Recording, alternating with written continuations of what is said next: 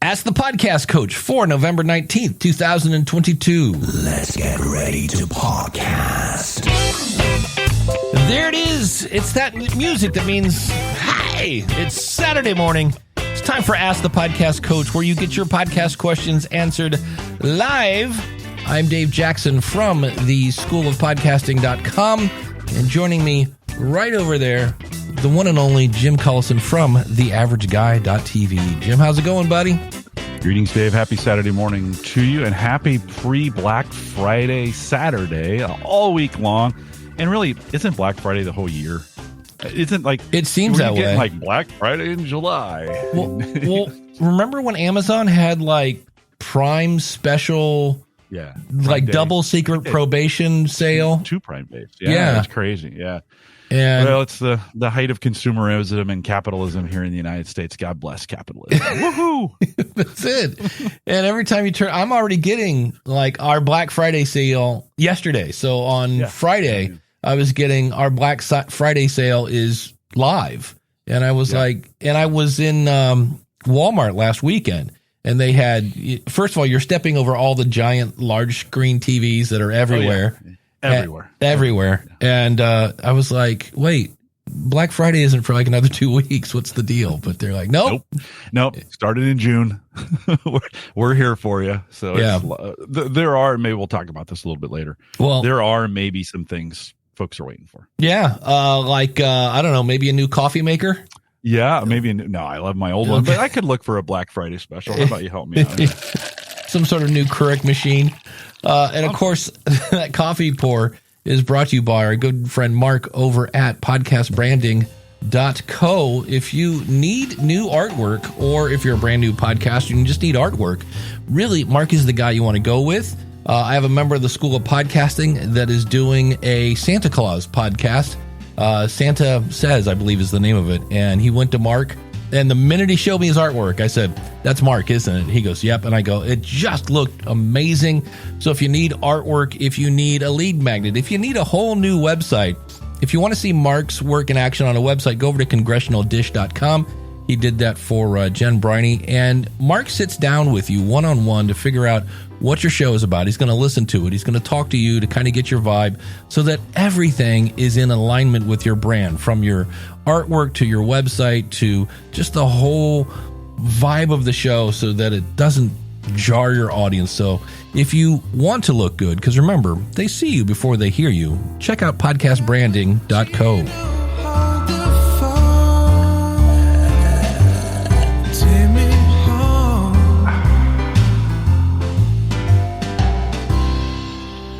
Of course, big thanks to our friend Dan Lefebvre over there, based on a true story podcast at basedonatruestorypodcast.com. His most recent episode, 216, Pirates of the Caribbean. Surprise, not totally factual. The movie, not totally. Got a chance to listen to that. And you might want to, too, if you're looking for something to listen, because the holidays are coming up and maybe you need a new podcast or something to fill in some time. Give it a listen, based on a truestorypodcast.com. Dan, thanks for your sponsorship. And if anybody is listening to this later and you go, wait, why is my computer notifying me?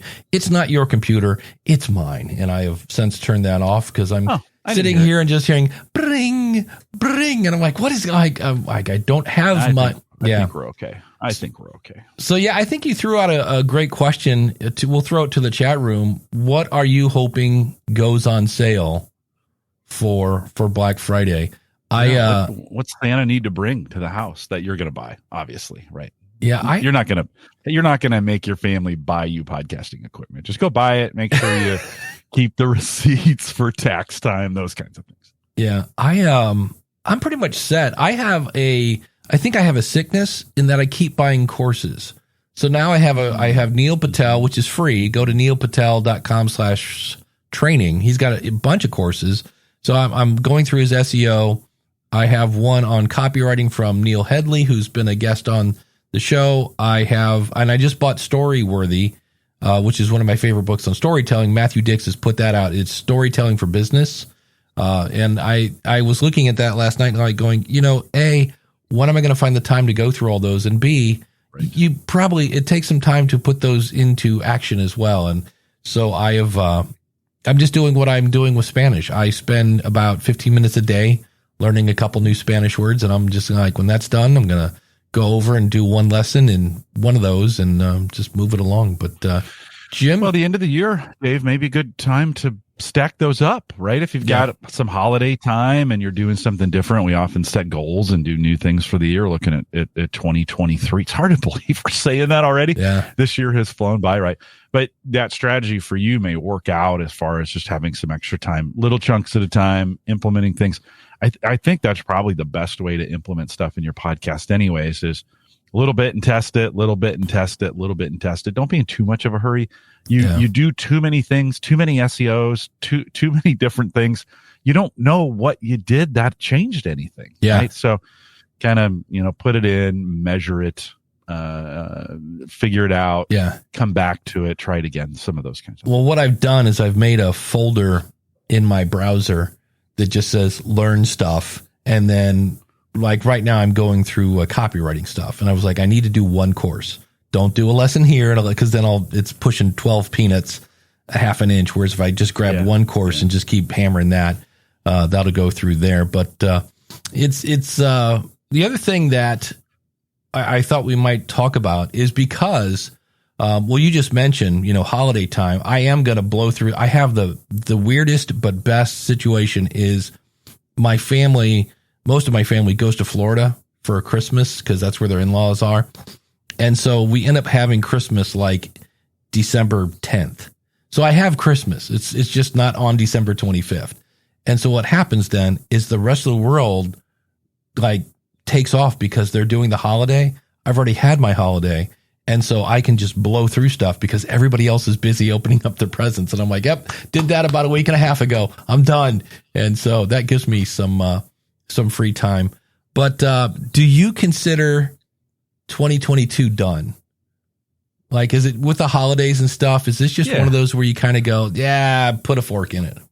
I think for most things, you can't have, we're recording this November 19th, right? 2022. For most people, anything you do now, probably, we're close. It's coming up, Christmas, Thanksgiving here in the United States. I think I haven't, there's nothing I could do right now or I want to do right now that'll necessarily that I have to do in these months that would have an impact in these months. I think everything I'm thinking about is, we spent some time last week talking about why I'm struggling with my podcast a little bit, but everything I do now is probably, I'm thinking like first or second quarter of next year. That's just the way I'm thinking about it. I'm not doing any small things that would probably have an effect here towards the end of the year. I know some folks are. This is for some podcasts. So this is the time when consumers buy, right? And so they might be selling things. There may be an opportunity to offer Black Friday deals of your own stuff, or there may be opportunities, the merch that you have going out. They'll make great Christmas gifts. And so there may be some opportunities of some marketing. If you're not doing some marketing, you could be doing right now to drive some of those sales. Yeah. DR says it feels like the world kind of shuts down in a way, but between Thanksgiving all the way through the first Monday of January. Yeah, that's kind of true. A little bit. Sort of. Certainly we're doing more things together. And so I don't think for everybody it does. I think for some, it's the sun is shining. It's time to make hay. Uncle Marv says it's Black Friday season. That's it. Exactly. Yeah, is. That's accurate. Yes, that is accurate. I'm kind of looking forward to this. And Coach Dave mentions, the season that's coming up ahead of this is ahead of it is tax season. Yeah. At least here in the United States, we're going to be in the thick of it here before you know it. Right now, let me tell you, right now would be a great time to start pulling receipts. What did I do during the year? What can I write off? The tax codes are changing almost daily here in the U.S., it feels like. So make sure you're up to date on what you can and can't do, and have a plan, especially if you're spending significant amount of money on your podcast. Have a plan to write some of those off. Get a tax consultant. If you don't know how to do it, find somebody who does, right? Yeah, I that's something I want to, and that's actually the other thing I thought we could talk about is if we're kind of considering 2022 is like, all right, probably not going to do any big changes, but I asked in the School of Podcasting group, I'm like, all right, what's one thing you're going to be working on in 2023 in regards to your podcast? And so like somebody spit out, all right, in terms of download numbers, I'd like to get up to 5,000 downloads a month. Other people. So Jim, do you have anything in 2023? You might be like, I might do this with my podcast.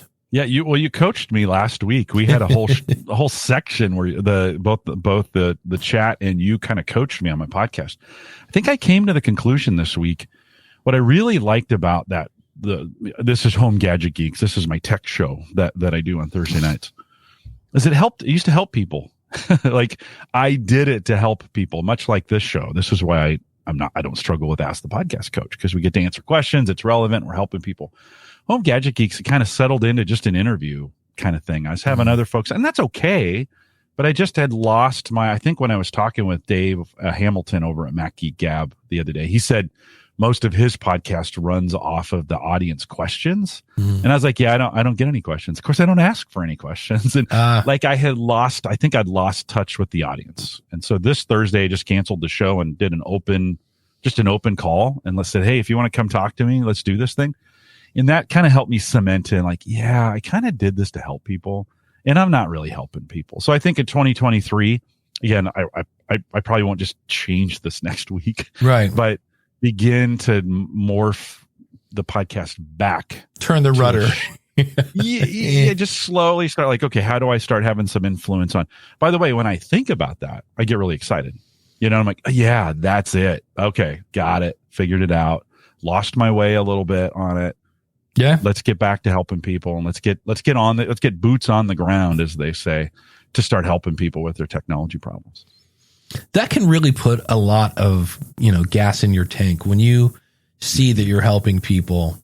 That's at least for me, that's always been a big motivator of that. Yeah. So we actually have somebody on Wisdom looking to come in. So awesome. Elizabeth is going to come up. So I'm glad I put this where I can see it. I looked up, I was like, because remember last week I figured it out. For 2023, our resolution be like watch Wisdom a little more. Yeah. Elizabeth, thanks for coming on the show. What can we help you with?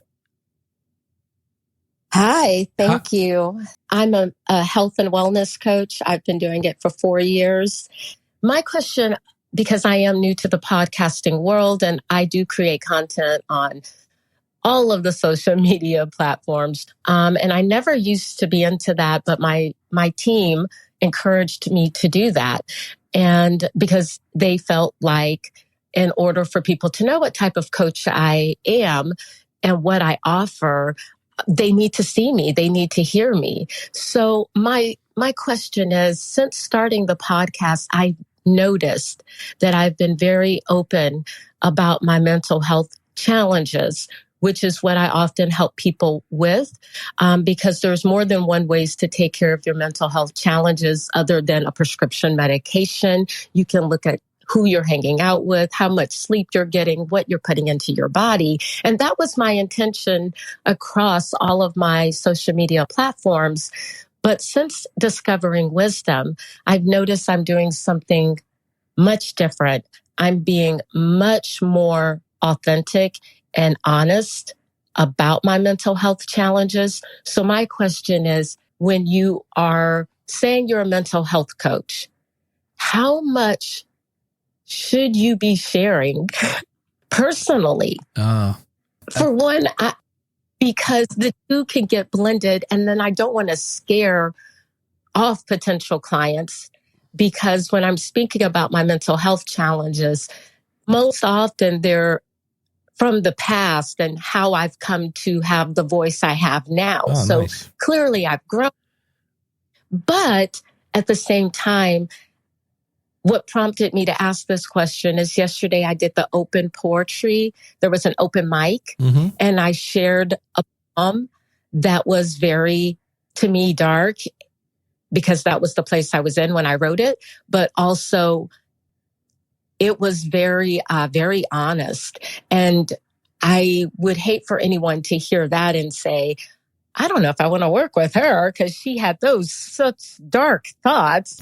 So how do you separate when you feel like you want to be yourself? I want to be a coach that I can guide and lead my clients to discovering how powerful they are, Right. and understanding how much fear can be involved with making any changes, but without scaring them, by being very open and honest about what I had to go through. It's a really good question that spans beyond the mental health world when we think about podcasters and the things they share, right? I mean, and it's important in the mental health world, and we have to disclose, Dave and I are not doctors. We don't have a degree. We're not therapists. We didn't even stay at Holiday Inn Express last night. So we're not any of those things. But when you talk about sharing those things that make you vulnerable, right? There's no right answer on this one, because you just don't know how the audience will respond. In some vulnerable moments, it may open the door to have a significant conversation with somebody who's really struggling in that area. It may trigger others, right? And so this is the hard part about it, is the how much should I share? There's no definable. Like, I don't think anybody, and if people do, I'd be really, really careful with their advice on this. There's no right answer on how much should I. Yeah, I think go ahead, Dave. Well, for me, vulnerability is, and you have to be careful, because I think some people, like, they just open up the mic and like just start bleeding. And I'm like, no, you don't want to use it as a marketing approach.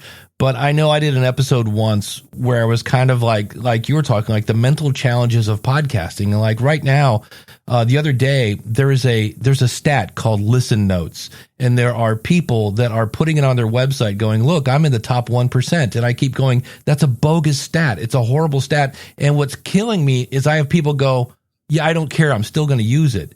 And that I find that depressing, that I'm finding people that are somewhat kind of like, and it just, so I did an episode once kind of on that thing. And it was weird because I just want to let people know that what you hear on a microphone is not always the actual, like, you're not getting all of me. You're getting me doing a presentation on podcasting.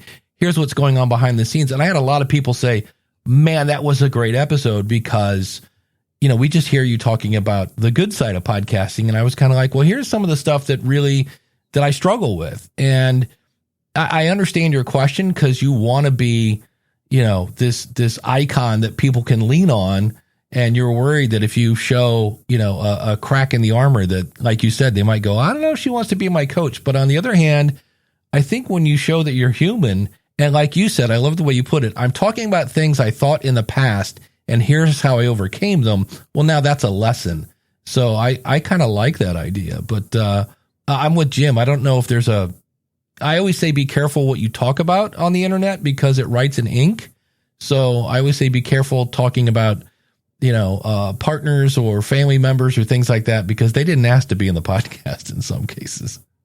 Absolutely. Yes. And I'm always very careful about that. Yeah. Absolutely. Yeah. I don't know if that's a good answer. Yeah. From like, we're like, well, No. you got to kind of figure it out. But I think sometimes you do. No, absolutely. And it was very helpful, because it's a big world, and there are so many people in the world with so many different personalities and in ways that they grew up and things they adapted to or they inherited. And so they have their own belief system. So I think it's what you helped me realize, it will either resonate with some people and they say, you know what, that's the kind of coach I want to work with, because I want to be honest with myself, and she's clearly being honest with herself. And so I could get those people, and then I could possibly every coach is not for everyone, just like every friend is not necessarily for you, just because you're, and so that definitely helped. Jay in our chat room said, if someone holds whatever you shared against you, they're not right for you. And you made a great point in that. I would say, in a way, maybe the barometer, I guess, is to be yourself, if it feels natural, I guess, in a way, because like Daniel J. Lewis is a good friend of mine, and Daniel is much geekier than and I say that with love, much geekier, he gets into the technical details and goes deep. That's his style. And I am much more like, hey, here's what you need to know. And so it's a different style. And Daniel and I have both had people go, yeah, I tried to listen to the other guy, meaning Daniel had guys listening to me and I had guys listening to Daniel. And they're like, that guy's not for me. Like, Dave's too goofy. And other people said, yeah, Daniel's a little too dry for me. And so I did a thing in my last episode that I got off on a tangent, and I did it on purpose because I was having fun. And that was, I started talking about Up With People, because I was getting like PTSD from the 70s, because I was saying if we all create perfectly safe content, we'll turn podcasting into Up With People. And Up With People was really boring back in the 70s. And I was surprised to hear they actually did stuff in the 90s. So maybe that's something, and I when I listened back to it, I was like, yeah, Dave, you're not really talking about, you're talking about podcasting, and let's not make it too safe, because safe can be really boring. I was like, but you could say this quicker. You could cut this down. And I'm like, yeah, but I'm having fun. And I'm glad I did that, because I had like 5 people, which, if you're new to podcasting, getting any kind of feedback is always amazing. When you have 5 people on the same episode go, dude, that was so funny, I was laughing along, because they were, older like me. And that's why I did it. I knew the people that knew Up With People were going to laugh and have a good time and it'd be entertaining. And I was like, all right, I'm just going to leave that in there. So Dave, I think we dance this fine line when we're vulnerable, right? When we're out there saying it, and sometimes it's appropriate and sometimes it's too much, right? And that line is so thin. It's razor thin, and it's hard to know for sure if you did it. In Elizabeth's case, she's feeling a little vulnerable this morning. Yeah. She said that. The person said, well, Dave, it looks like maybe Elizabeth's back. So she's back. Yeah. Yeah. But Elizabeth, it sounds like you're feeling a little vulnerable this morning. In that, there's a little bit of, when you think about oversharing, there's a little bit of imposter syndrome in there. Like, should I have been saying that? Do I have the right to say that? Was it too much? How's it going to land on people? Well, guess what? You said it. So it's out there, right? Yeah. It's been released to the internet, right? It's going to land well for some and maybe not land well for others. And that's the consequences of what we do on these microphones. Whenever we put ourselves out there, right? Dave and I do this every week, and there's some weeks I get done and I'm like, oh, maybe I shouldn't have said it that way, or, maybe we shouldn't have done that. And I think those are just the byproducts of what we do. And you have to be able to, I think, say, well, okay, it worked for me, may not have worked for others. I'm going to continue to go on because I feel like it was the right thing to do.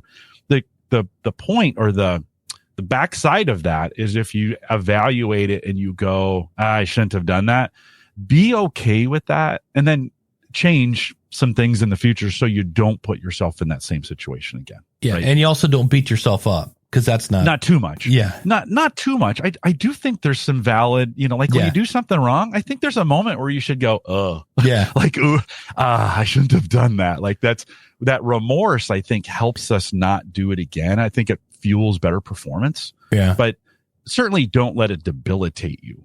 Don't let it become to a point where it's stopping you from continuing to do good things. And I would also, before you make any huge changes on assumptions, see if what you said actually impacted somebody in the way you don't want to.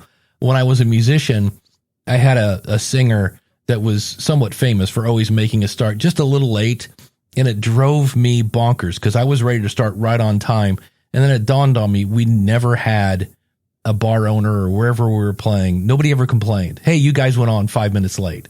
And I was like, okay, so it's bothering me, but in the end, it's not really impacting anyone negatively. It's like, if it's not broken, don't fix it.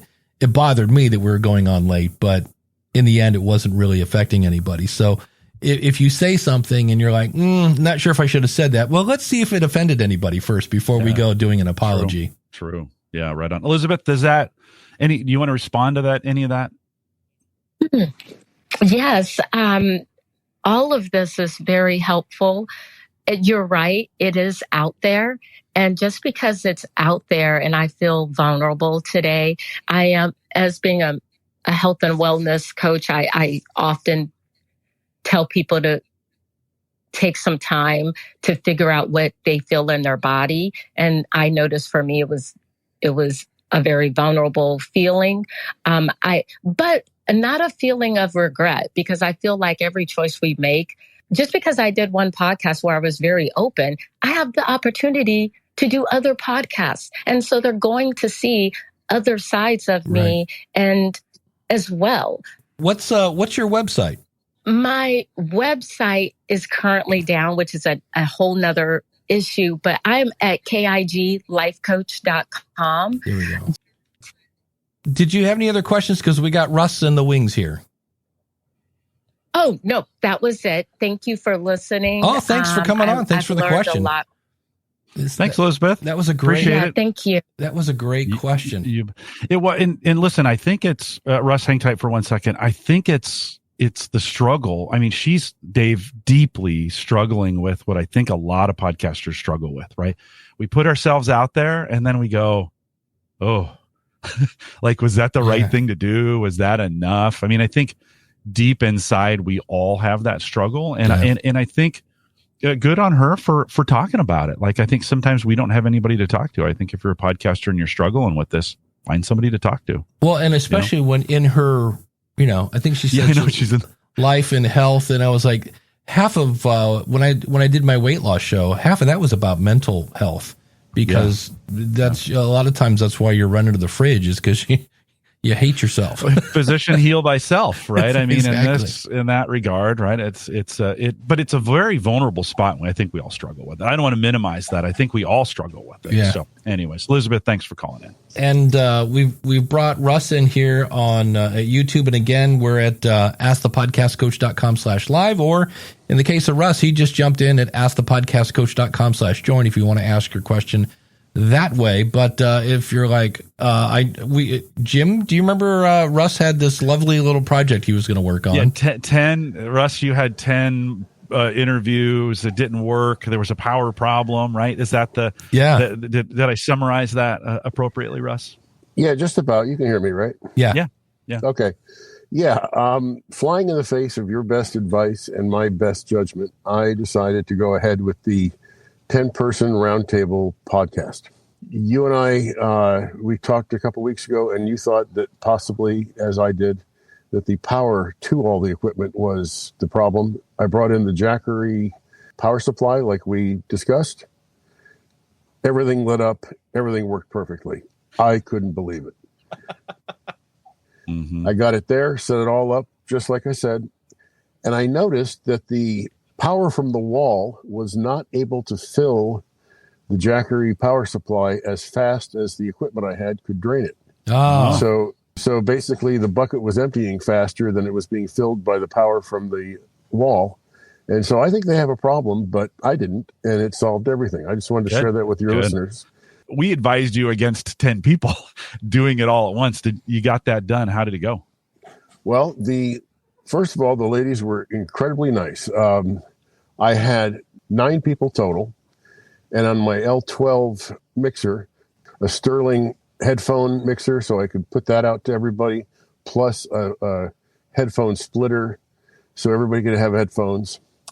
I had SMBs, all hooked up to cloud lifters, and the ladies were so nice. They really did not talk over one another at all. Not appreciably. I mean, there's background noise and all that. Right. And with the L12 into Hindenburg, you get 12 channels. You get 12 channels plus 2 that make up for stereo. So I could see everything as it was happening and what bleed there was. Yeah. So I'm going to have to do it by hand. I think it would probably melt my computer if I try to do it with isotope, do all the debleed, I mean. Well, yeah, you could do Waves has, I think it's NS1, which is basically just a noise gate. But yeah, that would take a while because it's gonna when you export that bad boy. That's the thing I've noticed. The more plugins you add when you go to export, you're like, wait, it's only, I just ate my whole lunch and it's only 30% done. It's like, oops. So, oh no! So, and on isotope, some of the like the de-reverb and the de-bleed. Yeah, I basically set it up. And I go to bed. And I set the alarm for a couple hours later, and it's still crunching away. So no, it actually, so the cooperation of the people made all the difference in the world. Yeah. Oftentimes, like that's the X factor is the people. Like if they're talking over each other, if they're having bad mic technique, if they're doing things they shouldn't be doing, right? All that stuff is really hard to get out in post. So the cleaner the people are, oftentimes the better it is. Hopefully you don't have somebody attacking you from behind right now, Russ. Oh yeah, you heard that right. Yeah. So it sounds like it went well. I mean, I think you could probably talk about the details of all the things that when anytime you have 10 people, right, go on forever. But I mean, it does sound like it worked for. I mean, were you happy? Were you happy with the end result of the audio that you got from them? Is it going to work out? Yeah, I've listened to most of it on the track by track on Hindenburg, and some of them I have to boost up a little bit, and some of them I have to clean up a little bit. The only real complaint I had that is nobody's fault, but one of the SM7Bs had a slight bit of a pickup from, and I'm going to say 60 hertz from the fluorescent lights. Oh yeah. And before and I'll just take that out with isotope, but the trick was apparently getting a better cable. I tried a few things, and I really had to get going with the interview. So we had the hum in the background, but then before I left, I swapped the cables with some others I brought, and it went right away. So those cables are in the trash. Russ, before you did all that work of individual, I'm not a big fan of like individual tracks. I just am not, right? So I'll come at it from that perspective. Go ahead. Any thoughts of just dropping that into Audacity into Auphonic and like letting it like make a first run at it to see if it could bring the levels up for you and clean up some of those things without having to go into isotope and do individual tracks? Well, there wasn't one until you just suggested it. Auphonic. Well, I don't use Auphonic. I use Hindenburg. Right. I also have Descript, and my thought was, before I go too crazy, is to drop the master track into Descript and let the studio sound do its magic. With Descript level and stuff, Dave? You're more familiar with that than I am. It cleans it up, and then when you export it, it goes, what do you want to export? And I just say peak, and it basically acts as a levelator then. So it's pretty slick. The newest version of Descript just came out of beta. So, and their CEO did an announcement where they're part of some AI thing that gets funding, and they're hoping to get millions of dollars, et cetera, and that whole 9 yards. So, yeah. Well, Descript has an update about every 5 minutes. Really. Yeah. every time I log on to it, it's like, oh, okay, yeah, all right, get back on. Dave wants to know is this public yet, or is this going to be a private thing? Oh no, it'll be public. I just have to finish it, and I will before next weekend be ready. Is my plan, and I can let you know about it then. Would that be fair? Cool. Where will you post it? Well, it'll be on my podcast, if I may. Oh, yeah. For sure. I don't know. My podcast is called Claremont Speaks, and it's a hyper-local podcast about people, events, issues, politics, whatever, in my little shire of Claremont, which is about 50 miles east of L.A. And what's your website? ClaremontSpeaks.com. That's the right choice in my book. There we go. And I used, per your recommendation, Podpage. Nice. Good and work. I think the guy at Podpage got a little mad at me. I think, he was like, hey, I need all kinds of feedback. So I gave him like 20 questions. And he told me, why don't you go check into WordPress? Well, there are times. I'm like, wait a minute, really? I'm trying to help you out here. Well, it's every product has like, this is what we do. This is who our target audience is. It's like we had a guy that gave us literally 2 pages of things he wanted to see on Ask the Podcast Coach. And we're like, why? And I mean, it was detailed, like, hey, on last March at the 3-minute mark on episode blah, blah, blah, you did this. I think we should do this. And we didn't really implement hardly any of his suggestions because he wanted to steer the show in a way that we don't want to go. And it's like, so there's a name for that person. Again, we appreciate the feedback, but you're not our target audience. This is kind of what we do. So if you try to steer a product kind of out of the path where they want to go or what they're doing for. It's not that he doesn't appreciate your feedback. He's just like, yeah, that's not what we do. And if you need more flexibility, then go see WordPress. Yeah, I totally get that. And they were just, and I felt bad because I was really just making suggestions. Yeah. Tried to be constructive, not like, hey, why don't you do this? It's just like, hey, this would be helpful, or, you know, what have you. And I just said, what you have is good. I was just hoping that maybe you would do other stuff, some of these and make it even better. That's all. I stuck with it. Yeah. Better for you. May not be, the coding may not be better for him, right? From that. Well, that's okay. From that standpoint. Yeah. But I mean, well, that's why he was saying, like, hey, but he asked for feedback and I gave it to him. So there you go. Right on. It's his deal. Do it if you don't. I'll use Podpage for all the other ones that I'm going to do. Right. So that's fine. Anything else we can help you with? I had two other quick questions. Okay. DBX 286S. Mic preamp. Yeah. Got one in my closet. Okay. Well, then that tells me how useful you find it. Well, I use the Shep's Omni-Channel plugin from Waves, which does work with Hindenburg, and it does everything the DBX does. It's a noise gate. It's a compressor. It's got 2 de-essers built into it. And I want to say it's, I don't know, $50-$60, and it doesn't take up part of my desk. I mean, I love the DBX. Don't get me wrong. It was a great thing, but I found this plugin and I was like, oh, surely it can't be hold on. Wait, it does this and that. And if I wanted to, I could even make myself sound like Nine Inch Nails and distort my voice, but I've yet to find a use for that one. But I'm not against it. It took up part of my desk. And found this plugin, and I was like, now on one hand, right, I don't sound as good live as I used to because I don't have, the big bottom going on here, but I'm going through a Rodecaster which has it built in. So for me, again, I don't need it because I've got a Rodecaster. Dan in the chat room says I used to use a DBX 286. It was useful when I lived next to the Air Force Base. I only stopped using it because the storm killed it. Yeah, that'll do it. I have a because it says it takes out room noise. What a noise gate! Like right now, my furnace is on, and when I shut up, you don't hear it because I have a noise gate. So a noise gate just says, "Look, you have to be at least this loud to get through to the microphone." But in room noise, like if I put my microphone away and talk louder, it doesn't remove that kind of room noise. But it's got it. So it's you can't make bad audio better with a piece of equipment. Yeah, like you got to have really good audio to start with. Yeah, I mean you can do some trickery and clean some stuff up, but it's best to have the best possible audio going in first, and then enhance it with some of those kinds of things. So it won't remove room echo. Like that's just reverb. Right. Listen, there's ways to do that, but let's just fix the room. Yeah. Right.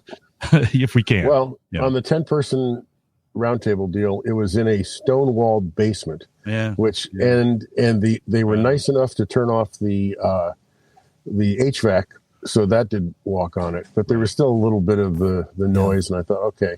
And the other thing is apparently that trying to get 4 more microphones out of an L12 by going into the banana plug ones, Zoom says do not plug microphones into those. And I was thinking that the EBX could make that possible. And they said, no, those are for instruments like guitars and whatever. Right. Yeah. Right on. Yeah. Jim, I think last week you talked about doing podcasts for corporate internal use. Mm-hmm. Did I get that right? Yeah. Yeah, we do that. We do that from time to time. And I kind of think that approaching the regular businesses that in my little, burg here, to do podcasts, it just isn't working. They don't get it. Yeah, they don't. The group of ladies that I'm trying to help, they get it. They're after it 100%. They're very excited. But the usual retail guy just doesn't care. No. Now, my thought is, though, I've looked at a couple things, talked to people that do it for like a big medical group or some type of spread out organization where it's like a charity or something like that. And I just wondered, and I'll get off and listen to your answer. Is there anything you can offer me on like the approach on how to find folks that would be interested in this? And then second, what the pitch could be? Yeah. I have both. You can either hang tight or if you want to drop all off, right. you can, but I'll wait. Okay, so I think the pitch is, I think it works best in situations where the communication is dispersed, right? I mean, you got people all around the globe, or you've got them in different locations, or you're in a situation where you need to have one person or a group of people communicate with everybody in a way that isn't like a town hall. You know, you can have these town hall meetings, call them whatever you want, all hands meetings, whatever you want to call them. When I was working for this company, 20 years ago now, and our all hands meetings were super expensive. Like, they'd bring everybody together for 4 hours sometimes. And that information they would put out in an all hands meeting could have been a podcast. Like, and they could have run that downstream to everybody and said, hey, in fact, at one point, this is pre-iPhone days when we were talking about it, I said, buy an iPod for everybody. And then if 4 times a year you do the all hands communication stuff via the podcast, like those will pay for the podcast for the iPods. Well, so basically it's a financial break even that you reach really quick. Yeah. You start good. thinking about the expense of that. Like, you know, hey, we'll give you an iPod. You listen to these all hands meetings on your way home, or walking the dog, whatever, right? Recoup that time that you're doing something else and work when we need you to work, right? Type deal.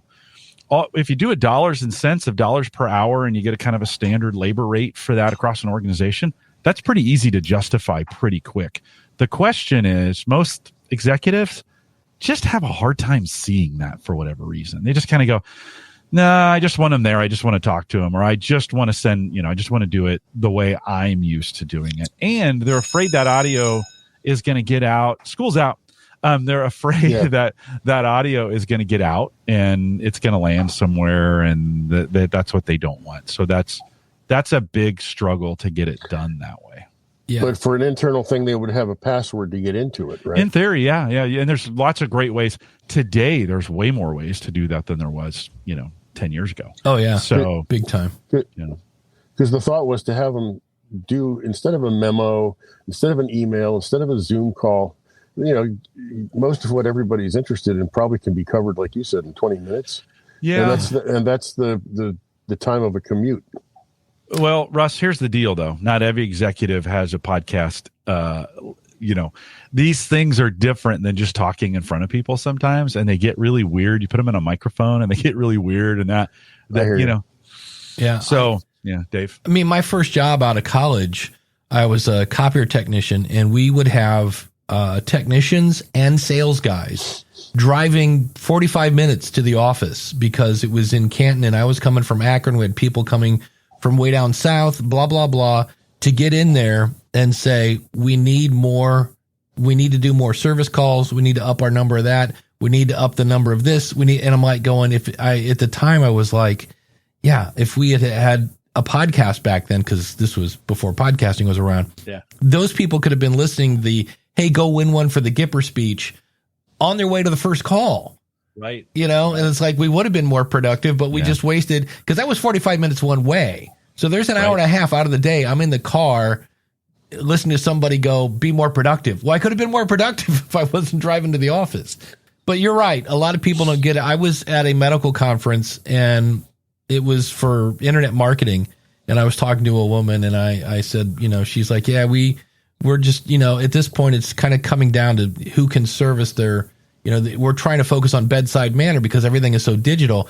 And I said, oh, you should start a podcast. And she goes, I would love a podcast. She goes, but my boss absolutely hates podcasts. I go, well, like, what do you mean? She said, and I quote, we will never do a podcast. And I go, why? She goes, she just hates them. So you're going to run into those people like that heard the 3 Guys, 1 Brain show, and they think that's what podcasting is. And I even said, but look, yours will stand out even more because you're going to do it right. And they're like, nope, I'm just here to tell you, you say the word podcast, my boss vomits instantly. And I was like, all right. So there are those people that aren't going to get it. And, many people at this conference were like, hey, we've done it this way forever. It's working. We don't want to add anything new. Yeah. So Russ, you got to try though. You got to try. Yeah. And just ask and just say, hey, look, it can save time and money, and they'll say yes or no. Yeah. But don't self, and I know you're not gonna, but this is to everybody else. Don't you say no. Yeah. Because then you don't know for sure, make the pitch and then let them decide. All right. Well, very cool, guys. Thank you for the advice and for listening. I hope I added some value to your listeners. And I'll let you know when the 10 people roundtable is up and ready. Cool. Yeah, come back and we'll drop it in chat. Yeah. Thanks, Russ. All right. Cool. Have a good weekend. Yeah. Great talking to you. You too. I love the school bell behind. I was like, oh, it's time for recess. Is it recess time? I think it is recess time. I have a tape of me and my grandma playing radio. It was WHOME. And she said, what are your favorite studies? And I go, what are studies? And she goes, like your classes and stuff. And I go, oh, recess. And she goes, recess is your favorite study? And I go, yeah. She goes, yeah, that's my favorite too. So funny, man. I'm like 5 years old. But before I forget, I want to take a second to say thanks to our awesome supporters. And I wrote somebody down. I picked a random person. Do you remember who I said? Ed. Oh, Ed. Ed from SonicCupcake.com. So if you are looking for an editor or need some help, go check out Ed at SonicCupcake.com. The whole recording. Yeah. So thank you, Ed, for being an awesome supporter. And we mentioned Podpage earlier. If you'd like to try Podpage, go over to trypodpage.com. If you want to learn Podpage for free, go to learnpodpage.com. And of course, if you want more Jim Collison, and who doesn't, go over to theaverageguy.tv and check out Home Gadget Geeks.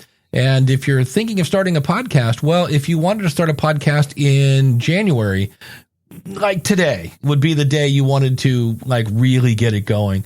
But that doesn't mean if you're listening to this in December, you missed the boat. But when you think podcasting, go to schoolofpodcasting.com, use the coupon code ASK, and that will save on your either 30 or monthly. Yeah, your monthly or yearly subscription. And for more information, go to askthepodcastcoach.com/support. And whoever, there was one person that was waiting on Wisdom, and I see where they are no longer waiting. If you're like, hey, no lines right now, you can always, and how you do that, we're live on YouTube. So you can go to askthepodcastcoach.com/live. You can go to askthepodcastcoach.com/join, just like Russ did, and jump right into the video. And for the record, if you're listening on Wisdom, Russ had his camera off because we do realize it's Saturday morning. Maybe, you're in your jammies. And of course, on Wisdom, if you're watching, just click the little plus sign underneath my blinking head, and that will bring you in. So, does Wisdom have is it a 10-minute limit? It has a 10-minute limit. I think I can adjust that. Which is not always bad. Right. Knowing you're up against, I think that helps you kind of go like, okay, I better get to the point on this thing if I'm going to be up here. I think that's probably why they do it on Wisdom, is to kind of keep, because, the two of us could talk for 90 minutes without a break, no problem. So other people can too. And so I think that just that kind of keeps things. So like Uncle Marv says, phone lines are open. Yeah. Remember when we used to do the phone? Yeah, I remember that. I found, I don't know where it was, but I ended up clicking on I was in my YouTube channel, and it was Ask the Podcast Coach from 2014. Really? Have we been doing it? Yeah. And it was my voice was higher. Yeah. And because I'm looking and I'm like, wait, what office am I in? I'm in Cleveland. And it was your Cleveland office. I was in my Cleveland. Yeah. I had a white, did you have the banner? I had a white background behind me. It was completely, okay. I had like one of those fold out green screens, but it was white. Mm-hmm. And I was talking into a 2100, and I was just like, look at, and both of our hairs were a little darker. Yeah. You've grayed faster than me. And my face was much thinner, and I was just like, wow, have we been doing it that long? And like, we have. Yeah. It's been good. There are some, we kind of started the show talking about Black Friday deals. Yeah. And right now, if you're listening, if you're, the AT 2005 is the inexpensive way to go from the Audio Technica side of things, $59, but coming in at $58. These are US dollars. Is a Samsung Q2u. So maybe an aspiring podcaster friend needs a Christmas gift. There's also, Amazon's got a lot of deals where you can get some headphones or some other things associated with get a boom arm. In Russ's situation, folks that were in a wheelchair can't get the mic to them. Maybe taking a boom arm or two with you that's got the table clamp to it. Might Right. be one of those things where you go on live. Or I duct bought tape, some of those. right? Duct tape works. Hey, whatever gets it done. You Nobody know- sees it. Somebody's in a wheelchair, little duct tape. You straight up. Wait, that would not Don't be go good. there, Dave. No, Don't go there, Dave. Don't go there, Dave. So the Speaking of things you regret after you say you're like, oh, I should pull that one back. But I used to I'd buy some of those inexpensive boom arms that they didn't sound the greatest. They had the springs on the outside, but for live and local, they work great because you weren't moving them around that much, right? Just get that mic to that person that might be farther away from the mic. So lots of different ways. I think over the next couple of weeks, there's some great opportunities to pick up some of these deals on some things that you may not have in your podcasting arsenal, especially if you're doing local and live. You want to have some gear to take with you. So there you go. I really do need to empty my closet though, because Sweetwater has a thing where you can sell your stuff and they take a small percentage if you take the cash, or you keep 100% of the sale if you get it in Sweetwater credit. And I was like, ooh, that's why wouldn't you take the credit on that one? Yeah. It's like, because I know, they're competitive. Will they match Amazon? They pretty much do. Yeah. I mean, I've never had to, every time I go over there, they're the same price, same free shipping. Hey, Dan, I think Dan Lefebvre had a question out there earlier. Dave will need to get his nerd on for this one. Go ahead and read it, Dave. Yeah, it says, can you export a wave at 48, hertz or whatever it is from Descript with a higher paid plan, or is it always only a M4A? I'm going to try to do this here. My answer is I don't know, to be honest with you. I just know when you go to share, I can say I want to export an audio wave here. Which plan are you on? Sam, I'm just on $30 a month, whatever the plan that is. But I did see an option here. I don't know why it wigged out on me. Sample rate. Yeah, I can export at 48. So, it's always tricky though, because they always have this thing where you go, I want to share, and they give you a bunch of stuff you don't want. I'm like, wait, I want to export.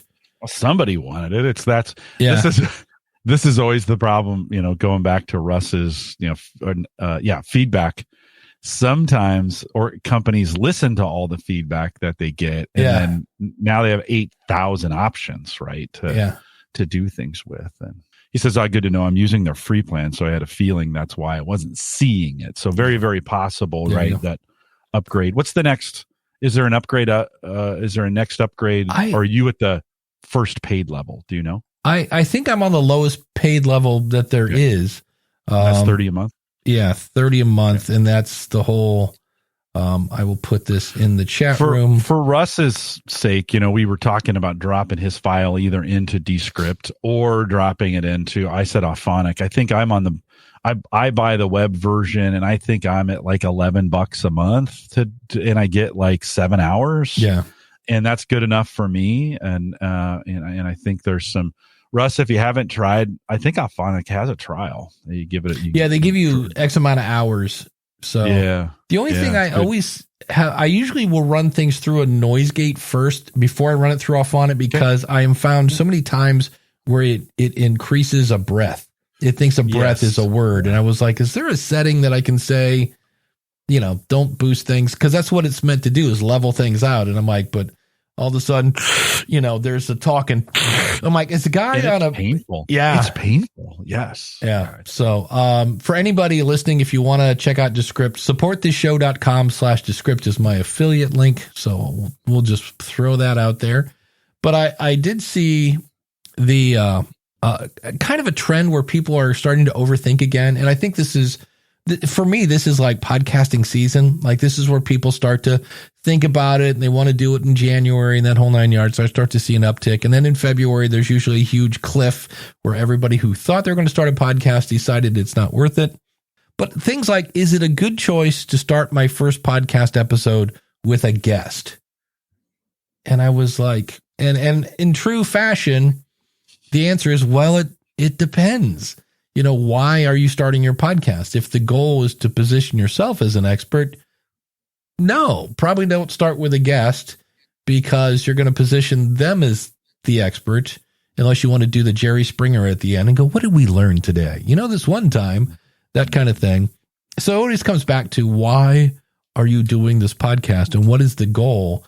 I was, again, going back, it's kind of fun sometimes to go back and listen to old episodes. And at the end of, not so much the thing I was talking about, but an older episode of another show. And I think I had 7 calls to action. I was like, wow, if I was coaching me, I'd be like, yeah, figure out what you want to do. And, can we narrow that down to maybe 2? 1 would be great, but like 2, or do the website sandwich where you go, you can sign up for our newsletter. You can become an awesome supporter. You can blah, blah, blah. It's all there. AskThePodcastCoach.com. And then you kind of say it at the beginning and then you say it at the end. So you have one call to action. But I think if your call to actions are consistent, if you word them the same, if you're saying them each week, I think get 3 or 4 in there and it's just fine. Listen, I've been listening to podcasts before and they'll do a call to action. And this is a podcast I might have been listening to for 6 months. And I'll go, I just need to do that. Like the marketing does work over time when I'm in a situation and I'm ready to accept that CTA. And if there was just one CTA, I may have missed the boat on that. And it's like, yeah, I do need to sign up for the newsletter, or yeah, I do need to go do this thing. So we differ a little bit on this, but my own philosophy and what we've seen play out in the Gallup podcasts is make them quick. You don't want 2-minute CTAs, right? For you don't want 8 2-minute CTAs. But I think if you're quick and concise and you're saying them in the same way each time, I think you can get a couple more in there. So that's just my thoughts. And I would script them. Yes, I would. DR says, sorry. Can you do your CTAs on a scripted intro or outro? Totally, you can. I script them, so I do live reads, but they're scripted. So, and I say them the same way all the time. That's the way I like to do them. You figure out what works best for you on that. You can do anything that you want, but figure out what works best for you and your audience in that. But that's what I say. Yeah, it's I know there have been times when I do. And we have somebody on Wisdom coming up in just a second. When I do any kind of ad reads or things like that, I always have to write it out, because otherwise I look up and I'm like, wow, I just did a 2-minute, 30-second ad. I'm like, that's not going to work. So right.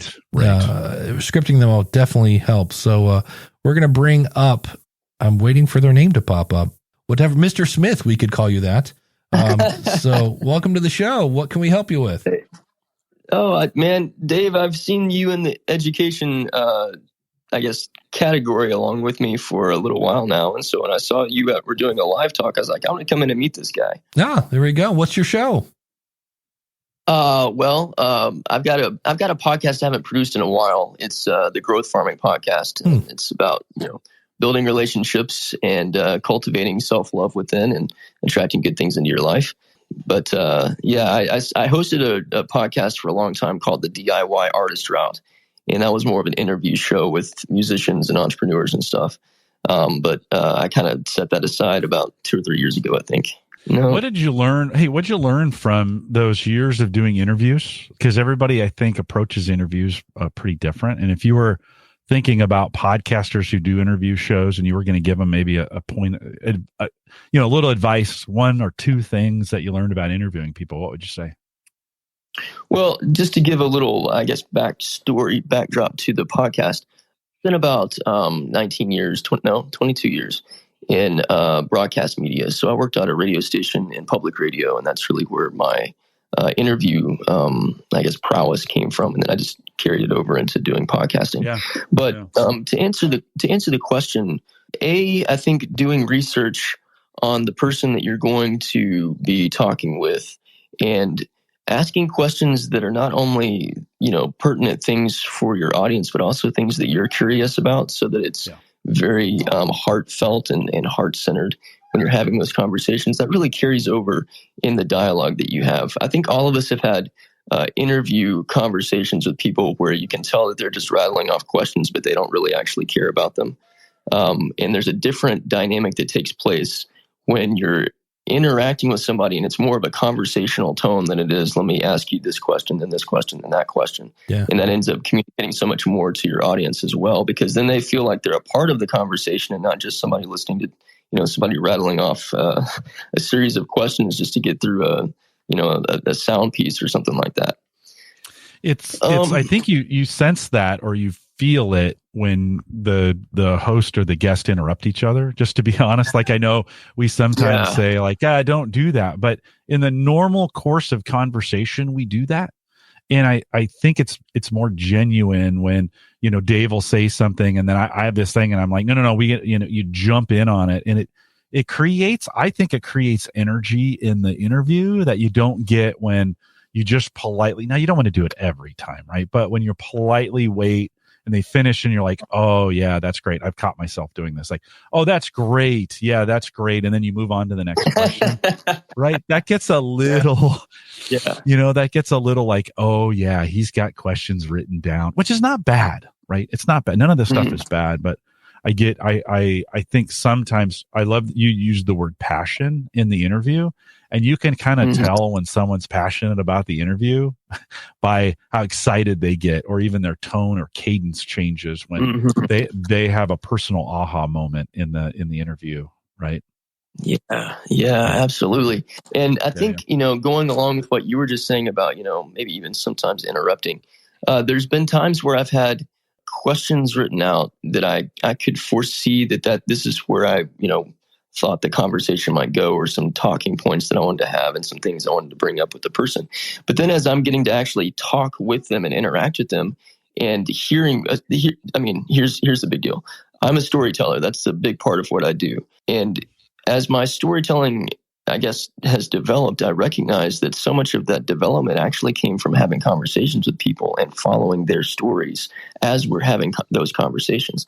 And so when, you ask somebody a question and they begin to tell you something about their life that you didn't know anything about, but it's like really inspiring and really interesting, going off the beaten path and just asking those curious questions to build on the story that they're telling you, there might be something inside this person's story or inside this aspect of what they're sharing with you that's so much deeper and so much more powerful and so much more interesting than the stuff that you came up with to talk about. And allowing yourself to go off the beaten path and follow that trail wherever it's going to go could lead to not only an even better conversation and an even better interview, but actually making these really heartfelt connections with that person. And I've experienced that countless times. It's turned into friendships outside of the interview that I didn't know I was going to get to have. Yeah, absolutely. I always have 5 or 6 questions on I have them on my left side of my desk. I have a piece of paper in front of me with a pen that doesn't click. And I ask the first question and I listen to that answer. And from there, it's like, do I ask a follow-up question or do I go to question number 2 on the sheet? And many times I just listen to what they said and go, oh, wait, well, how did you get involved with such and such? Or what made this work or whatever? And I always have that piece of paper there. So for some reason, there isn't a follow-up question. I can go back to kind of my game plan. But a lot of times it's, oh, wait, you just said something that, I remember once I was interviewing somebody and in their answer, they said, I know I needed to do something to stand out. And I just wrote down on my piece of paper, stand out, so I could go back to listening. And the minute she was done with her answer, I said, hey, you mentioned that you had to do something to stand out. What did you do to stand out? And so that got into a whole thing of how do you do marketing in a different way? None of that was I didn't think we were going to talk about any of that, but it was just a matter of following a little, snippet that the guest put out. So awesome. Yeah, that's awesome. Yeah. What's the name of your show? I'm going to be doing a show in about an hour called Storytelling Saturday. Nice. And when I come on and I do shows, I'm sharing my original short stories. Nice. Cool. Thanks for jumping in. Thanks, man. Appreciate it. Well, thank you guys for being so accommodating and welcoming to me. It's good to meet you, Dave. What's Dave? Who's your partner? I didn't hear your name. Jim Collison from TheAverageGuy.tv. He does a show called Home Gadget Geeks. Oh, awesome! That sounds fun. It is. So we have a good time with it. Thanks. Yeah, take care. Thanks for jumping in. You too. Thank you so much. You guys have a great day. We'll see you. Right. Dave, we might have a record wisdom day. I think so. It's holy cow. I know Russ kept coming into the backstage area and leaving comments. And I was like, No, the comments need to go on the live part. Join us. AskThePodcastCoach.com/live is.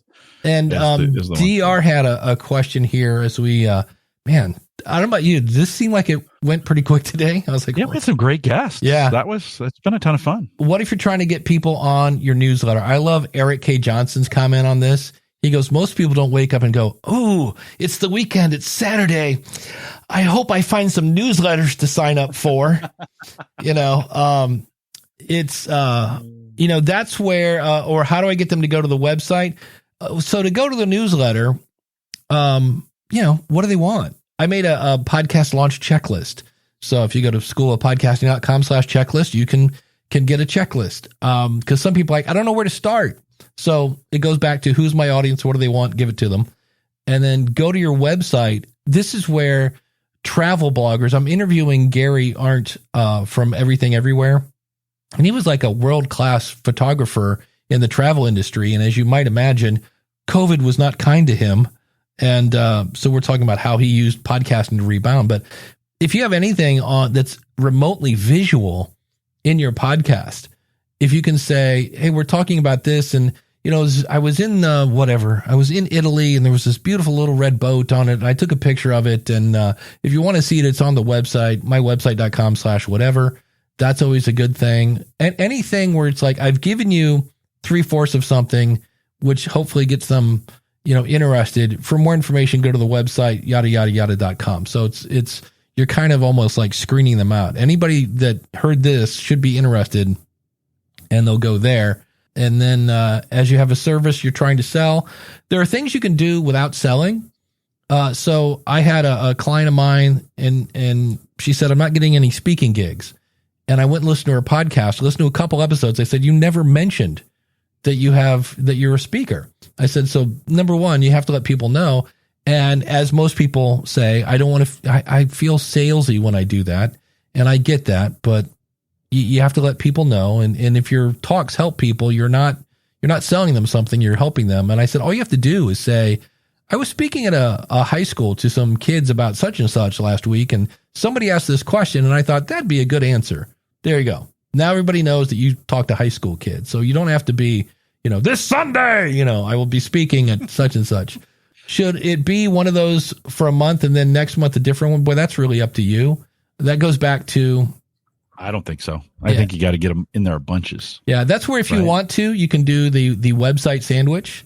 Come visit us at AskThePodcastCoach.com. You can go out there and be an awesome supporter. You can sign up for our newsletter. You can leave a comment on the blog. Well, everything's there, AskThePodcastCoach.com. So it's one call to action, AskThePodcastCoach.com. Here's why, because adults love why. When one of the things that just was beat into my head when I was getting my teaching degree is adults love why. Like you can go to a 2-year-old and go 2 + 2 = 4 and they go, okay. And then they run away. You say that to an adult and they're like, wait, how does that work again? You're like, oh, hold on. See, we have 2 apples. Then you had 2 apples. The whole thing is. So what's the value proposition, right? I mean, why should I do what you're telling me to do? It's the value proposition. What happens is when I hear people and they're doing their outro music and they're like, hey, that's going to do it for this week. Follow me on Twitter. I'm at Dave Jackson. On Facebook, I'm at schoolofpodcasting.com. On Instagram, I'm at schoolofpodcasting.com. And of course, TikTok at schoolofpodcasting.com. Sign up for the newsletter at mywebsite.com. I'm like, wait, what? And so what Jim is saying is if you repeat that enough, they might remember those episodes. I get that. I just know that if I asked you now, what's my TikTok, you'd be like, Dave Jackson, Dave Podcasting. What was that? So no, you make a good point there too. You're also shouting at us. So immediately I'm like, I'm going to stop listening. Cause he's shouting his information at me. Yeah. You make a good point, right? If you just rolling through the CTAs. Yeah. And I hear that. I mean, the one guy had 8 in a row. And I've done that. In fact, I just did an episode a while ago and I said, well, that's 4 calls to action. I think I'll stop here. Yeah. It's like just enough. No, right. I mean, it's an art like everything else of like, how do you do it in a way that doesn't turn off the listeners? But how do you do it also in a way that when they're ready to take on the CTA, they do it? Right. And the thing is, you have to figure out, again, why am I doing this podcast? Right. And if it's I want clients, and you go, hey, leave me a rating and review, is that going to help you get clients? Is that going to put money in your pocket? And I'm like, no, it's social proof. In the event you're going for advertising and they want proof that you have an audience. Is that what you're doing? No, I'm trying to get clients. Well, in that case, please rate and review me. Don't. That's a waste of a call to action. So that's the one that always gets me. I'm like, really? It's okay. And remember, please, that 70% of Europe is on Android, not Apple. So when you just pimp Apple, and more Apple, okay, And also, when you're promoting stamps.com, 70% of your audiences, or however many percent is in Europe, is going, I don't want stamps.com. I don't go to the post office. So it's always fun. And apparently we need to add my name. I learned this week we need to add my name to the Wisdom app so they know they're getting both of us. Yeah, I'll have to figure out, change my name to Dave Jackson. Is there a description? Like when you start there may also be this other voice because they don't see. No, they just see a great example. They just see my blinking head. Yeah. They just see you. This is a great example though of fit and finish or in UI development, is we're thinking like the Wisdom listeners are assuming they're getting you, and who pipes a show into Wisdom? That's not what it's designed for. Right. It's designed for one-on-one communication. Well, what I should do is it says, it just says ask the podcast coach. So what I need to do is expand on that and put like ask the podcast coach with Dave Jackson and Jim Collison. Yeah. That kind of thing. And just that'd probably be a good way to, just so folks are like, who's that other voice? Like, that's weird. That doesn't sound like Dave Jackson. Is Dave Jackson? It's multiple personality theater. Come on. But as we do get ready to walk out the door here, if you are this has nothing to do with podcasting, but it does have to do, actually it does. I will tie this into podcasting. The new A Christmas Story Christmas on HBO with Ralphie and all that. I didn't realize this. There was A Christmas Story 2, which was an obvious money grab with no thought to it, but it was quick and easy and it was horrible. This one, 30 years later, so well done without just redoing the first movie. And you have to watch it to the end. The end is like, it was just great. And if you like credits, they take screenshots from the old movie and put it right next to the new movie because you don't realize it, but they were doing some scenes very similar. So that's my pick of the week if you're looking for some holiday movies. It's on HBO. Also, the Weird Al movie is available. I didn't realize this. You can watch the movie on Roku without having a Roku. And that was silly and fun. So, Jim, what's coming up on theaverageguy.tv? Yeah, I took the week off, but if you want to go to the live page right now, theaverageguy.tv/live, Dave Hamilton, the other Dave in my life from Mackie Gab, is on. And we spend a whole bunch of time thinking and talking about kind of the Apple infrastructure and where it's going and, some of those kinds of things. So even if you're not an Apple guy, it's a fun interview. So head out there. Today, the CTA a little bit different. theaverageguy.tv/live. Very good. And on the School of Podcasting, Jim, you're going to love this because what have you been saying is the way to grow your show for a little while now? You're always like, I think it's coming down to this. Do you know your own answer? Yeah. For me, it's to help people. Help people, but in terms of promoting it, you've been saying, I think we're going to have to start paying for promotion. Oh, yeah. And we talk about this week on the School of Podcasting. But we'll see you next week with another episode of Ask the Podcast Coach.